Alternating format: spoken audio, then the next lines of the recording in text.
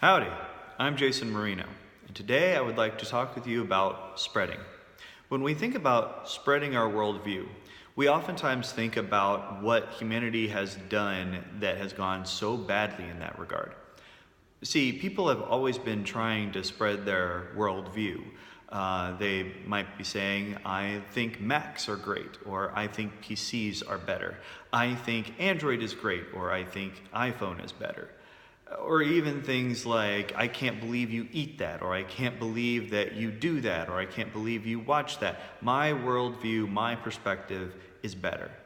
And it even leads to many of the fights and wars that we have even seen on a larger scale.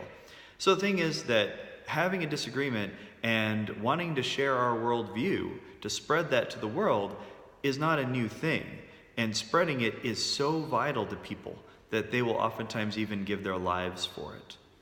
Now, with that then is that the postmodern world hasn't stopped caring about spreading a worldview, but the way that they do that is different. You see, in the postmodern world, having a good argument doesn't actually win people over these days. No one says, wow, you have a great argument, I should change my opinion. Instead, they'll say something like, wow, you're so passionate about that, good for you. So with that, is it even possible to spread a worldview? Well, the truth is, it is, but not through argument and not through fighting. But rather, spreading a worldview comes from knowing that worldview so thoroughly and living our lives toward it so completely that others see it and want to do the same. And that's a huge difficulty, though, is because oftentimes we don't look at a worldview thoroughly and completely. We might look at it as a set of beliefs, things that we specifically hold to, but then that's it. So I believe this must be true, and that's it. So in other words, if I believe that the world is created by a loving creator that cares about us, then why is it that I'm not doing the same in caring for and loving others?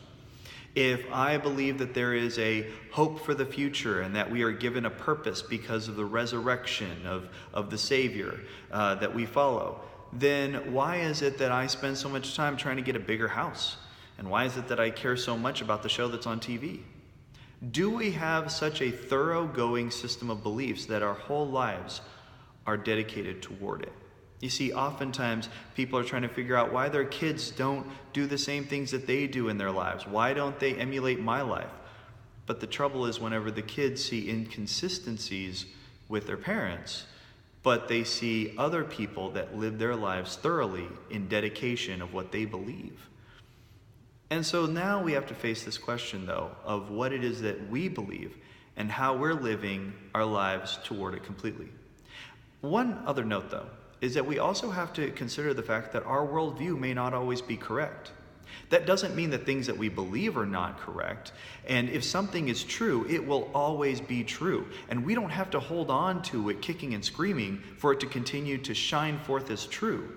The question is, we have to be able to say, are there times when I and my perspective are wrong, even when that truth is still true? So, the question is, are we living our lives so thoroughly toward what we believe that everything is encompassed by it? And are we willing to allow truth to stand on its own rather than gripping our own worldview?